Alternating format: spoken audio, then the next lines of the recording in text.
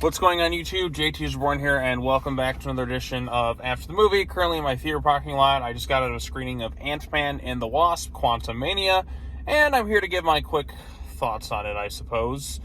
Well, I did see that this thing didn't have the best of reviews going into it. And after seeing it, and seeing how some other Marvel movies that I didn't really like got positive reviews, and then seeing this one, I'm like, okay, I understand why it's kind of mixed, but I don't think this is, like, bottom of the barrel in terms of the MCU. In fact, it's better than the second Ant-Man, which is a movie I don't like at all. There's a little bit more weight to it. The Quantum Realm was still pretty interesting and kind of unique visually with some things. Then other bits look like Spy Kids and Shark Boy and Lava Girl. So basically Robert Rodriguez kids movies when they go down there. And there's some weird stuff going on there. But as it stands, I think the movie is decent. And that's really about where the praise kind of ends. Like I said, visually interesting, some kind of neat ideas. Paul Rudd is still pretty good in the role. Jonathan Majors as Kang the Conqueror, who's being set up to be the next big bad of the Marvel Cinematic Universe. He was good, but nothing mind-blowing. Nothing Thanos levels in Infinity War. I don't know, it just feels like with this next phase, it's now that we're kind of getting into the whole multiverse angle and the motivations are kind of a little bit all over the place and a little hard to decipher. Whereas with Thanos, it felt more simple. Get the Infinity Stones, wipe out half the universe because, you know, resources, and that way life can kind of thrive. Here it's like, oh, infinite timelines, variants, versions of me, all that other stuff. But like I said, the actor who plays him does a pretty good job. And then you have Michael Douglas, Michelle Pfeiffer, who's still pretty good, and you know, it's nice to see her in a more significant role than she was the last time around, because Michelle Pfeiffer is just one of my favorite actresses. She's just really, really good. She still, in my opinion, has the best performance ever in a comic book film by an actress, and it's Batman Returns. I don't think there's any topping that anytime soon. But in terms of this is the start of Phase 5, and they're really setting up the whole... Well, Phase 4 was kind of doing this with Loki, but so, I mean, they mentioned Kang or whatever, and we already kind of know they're going into Kang and this multiversal war and all that other stuff. Make it bigger, bigger, bigger. It's just the lead up to it. It's just a little bit messier than with the whole Infinity Saga and just a lot less interesting. Like I said, I still like the actors just fine in this thing. There's some really weird stuff in here with this character of MODOK who has a connection to the first movie. And when you see this thing's face, you're reminded of, like, what was it, George Lopez and, what was it, Shark Boy and Lava Girl with the weird faces. Like, there's some weird looking stuff in this movie. I think a lot of people have pointed out this is like Spy Kids 3D mixed with Shark Boy and Lava Girl. With the MCU touch. But like I said, I like this more than the second Ant-Man. I still think the first Ant-Man's a lot better than this one. Although this one does have the more interesting villain this time around. Nothing mind-blowing, nothing amazing. But he was, like I said, the actor's on-screen presence, he did pretty good. I just don't feel the threatening nature of this guy. Like I did with, say, Thanos in Infinity War. I just didn't feel it. Like, because there's 100 different variants of this guy, or thousands of whatever different versions of this guy out there, as we've kind of established so far in phases 4 and 5 of the MCU. There needed to be a little bit more with this guy. And there's a few scenes where you definitely feel it, but it's just not quite there. And maybe I should temper my expectations a little bit. Because like I said, we haven't gotten the full effect of this guy yet based on what happens in this movie. So I guess a rough synopsis of the plot, if you don't want to know too much going into it. Basically, they chart a path. Cassie Lang, Scott's kind of been missing a few years. He's just, he helped save the world, but now he's just kind of writing books and just kind of taking it easy. And, he deservedly so can have a break and all that. And then, like, it's him. He's trying to, like, work a little bit on his relationship with his daughter. He's there with Hope. Pretty much the Pym family and Scott are doing pretty good. That is until Cassie's just like, hey, while you're gone, I was studying the quantum realm and all that stuff, and boom, then she accidentally sends a signal. They end up going down there.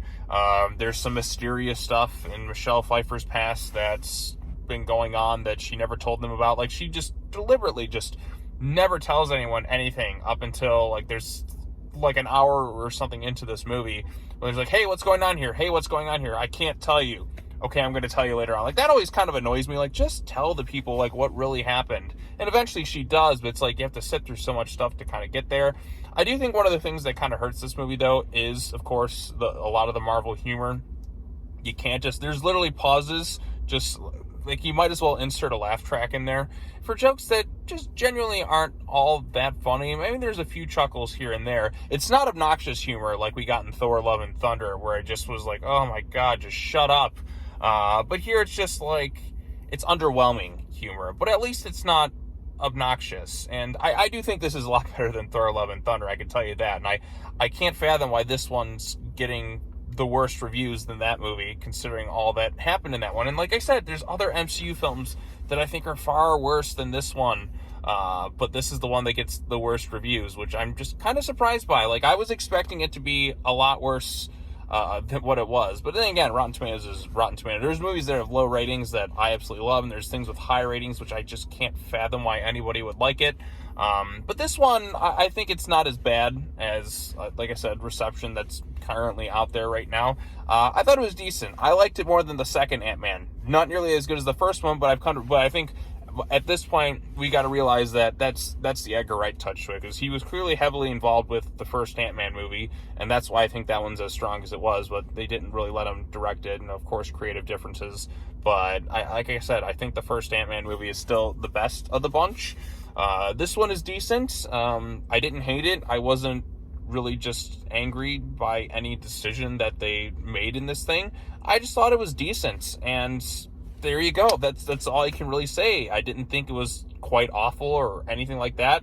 My initial reaction, I thought it was decent. A few neat ideas, some interesting looking visuals at times, which remind me of a Robert Rodriguez kids film, and a good performance from Jonathan Majors as Kang. Nothing amazing or anything like that, but, pretty solid. I think there needed to be a little bit more from this guy to really help elevate this thing, but that's just kind of what they're doing. It's like, hey, you got to wait till you get into the next couple episodes to really get into this thing. And I'm like, yeah, but, like, what about now? So by the end of it, it just kind of wraps itself up in, I guess, a neat little bow, and it's more so setting the stage for more things, because movies can't stand alone and just be really, really good anymore. At least in the Marvel Cinematic Universe, it's like, no, you just gotta wait for the next episode, and then they just keep teasing you and teasing you and teasing you and teasing you, and then finally you may get one thing, and then it's like, oh, I gotta sit through like however many things anymore until I get something good. Whereas you can get something good like a Spider-Man or an Infinity War, but that's just kind of the way it is anymore. So, yeah, I don't know. I'm kind of underwhelmed in some ways, but like I said, I think this one is decent. I don't think it's quite awful. Not really a disappointment to me, because I had really no expectations going into this thing. And I will say one thing. Those poor VFX artists, I know Marvel has insane crunch time with a lot of this stuff, and this whole entire movie, it's pretty much entirely set in the quantum realm. There's barely any shots where it's like, wow, we're back in the real world, because like so much of it is just like an animated background, and there's some really crazy looking stuff in this thing. Like I said, MODOK in particular, when you see this face, I burst out laughing, because I'm like, what the hell is this thing? And of course the characters in the movie have to point this out with an endless supply of jokes, and it really kind of undercuts some of the serious moments. So yeah, they do kind of have that problem in this one, which they seem to do in a lot of other ones. I don't know, it's just, you could do so much more with it, but, as it stands, I thought it was decent. Didn't hate it, don't love it, but, decent isn't half bad. So there you go. Those are my quick thoughts on this thing. I don't know what else really to say. There are 2 post-credit scenes. The first one, I guess, is just there, and it just doesn't really get me all that excited considering what transpired in this thing. And then the second one, it's kind of the same deal. It's super short, and again, not all that exciting considering what we saw in this thing. I don't know, Marvel can't seem to quite get me excited for this current phase like they did leading up to the Thanos stuff. Like that stuff, yeah, there was a lot of there were some hits and definitely some misses leading up to the end of the Infinity Saga, but I was so much more invested and immersed in what they were doing than I am now. And I think a lot of people are starting to feel the same way. This is the start to Phase 5, which Phase 4 wasn't very good overall, but it's just, they could be doing so much better. And I know they're supposedly taking a little bit of a step back from a lot of their stuff, and I'm glad they're going to start to take their time more with a lot of their stuff. But I just feel very underwhelmed by what Marvel's been doing in the multiverse saga outside of No Way Home. Really, No Way Home is the only thing where I'm like, wow, that was really, really good. But everything else is just so. But I will say this though, in terms of Ant-Man movies, the first one's still the best. This one's better than the second one, and at least they try to make it feel like there's actual stakes in the story compared to where it was Ant-Man and the Wasp, where I felt absolutely nothing.